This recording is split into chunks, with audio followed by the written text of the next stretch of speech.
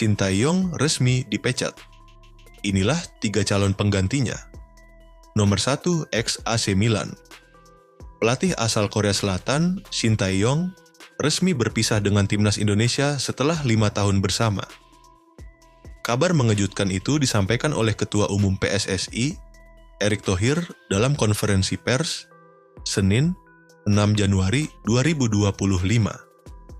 Tentu, apa yang kita lakukan hari ini tidak lain untuk kebaikan timnas. Kalau dilihat, PSSI 1,5-2 tahun terakhir, kita memiliki program yang sangat konsisten, timnas putri, kejuaraan U17, U19, target-target tercapai, dan kita lakukan secara transparan.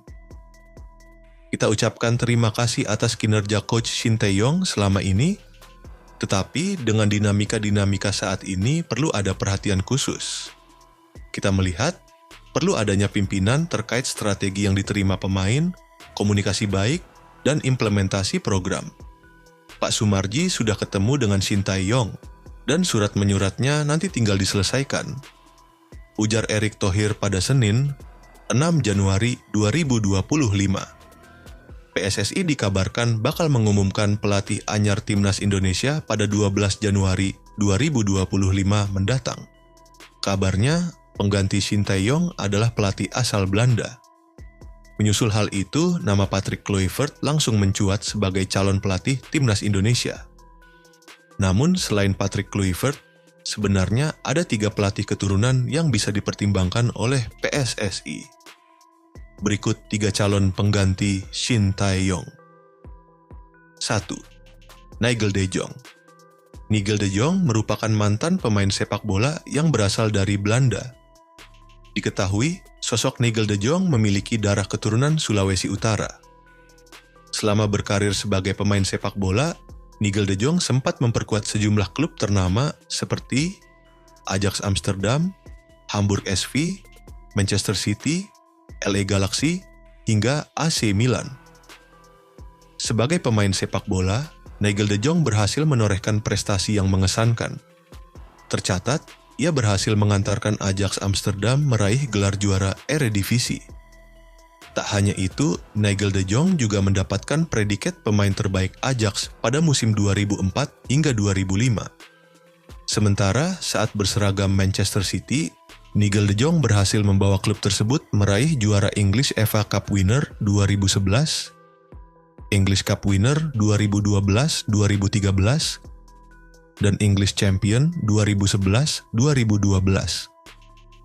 Nigel de Jong juga pernah merumput di Serie A bersama AC Milan. Bahkan, pelatih berdarah campuran Belanda Suriname itu berhasil mencetak gol penting saat melawan Inter Milan dalam ajang derby della Madonnina. Sebagai informasi, Nigel de Jong juga sempat memperkuat timnas Belanda dari berbagai kelompok usia seperti U17, U19, U21, hingga senior. Pada 1 Juli 2021, Nigel de Jong pun memutuskan untuk gantung sepatu. Nigel de Jong belum memiliki karier kepelatihan yang cukup signifikan. Namun, ia tergabung dalam tim manajemen Federasi Sepak Bola Belanda, KNVB. Saat ini, ia berstatus sebagai Direktur Olahraga Timnas Belanda per 4 Januari 2023 hingga sekarang. 2. John Heitinga. John Heitinga merupakan satu di antara legenda timnas Belanda yang saat ini melanjutkan karirnya sebagai pelatih sepak bola. John Heitinga mengawali karirnya sebagai pelatih sepak bola sebagai asisten pelatih Ajax U21. Ia menapaki perjalanan yang cukup panjang bersama klub Ajax Amsterdam. John Heitinga sempat menukangi Ajax U17, U18, U19, hingga Ajax senior. Tercatat, John Heitinga berhasil mengantarkan Ajax U19 dalam menyabet gelar juara Dutch U19 Champion pada musim 2018-2019. John Heitinga juga pernah menjadi asisten pelatih klub West Ham pada periode 5 September 2023 hingga 30 Juni 2024. Terkini, John Heitinga menjabat sebagai asisten pelatih Liverpool per 17 Juli 2024 hingga 30 Juni 2027. Catatan statistik kepelatihan John Heitinga. Liga Nasional 154 pertandingan, 83 menang, 33 seri, 38 kalah, dan 282 poin. Kejuaraan Piala Domestik 12 pertandingan, 9 menang, 0 seri, 3 kalah, dan 27 poin. Internasional 24 pertandingan, 11 menang, 5 seri, 8 kalah, dan 38 poin. 3. Gio van Bronckhorst. Gio van Bronckhorst mengawali karirnya sebagai pemain sepak bola bersama klub Feyenoord pada 1 Juli 1993 silam. Selain Feyenoord, ia pun sempat membela sejumlah klub ternama mulai dari Rangers, Arsenal, hingga Barcelona. Gio van Bronckhorst memutuskan untuk gantung sepatu pada 1 Juli 2010. Setelah pensiun, Gio van Bronckhorst melanjutkan karirnya sebagai pelatih sepak bola. Klub pertama yang diasuhnya ialah Feyenoord, di mana ia menjabat sebagai asisten pelatih Feyenoord pada periode 1 Juli 2011 hingga 17 Mei 2015. Karena skema pelatihannya dinilai cukup bagus, akhirnya Gio van Bronckhorst dipercaya sebagai pelatih kepala klub Feyenoord 2 pada 9 Juli 2012 selama 25 pertandingan. Pada 18 Mei 2015, Gio van Bronckhorst diangkat menjadi pelatih kepala klub Feyenoord. Gio van Bronckhorst memimpin Feyenoord menghadapi 176 laga dan berhasil menyabet sejumlah trofi kejuaraan.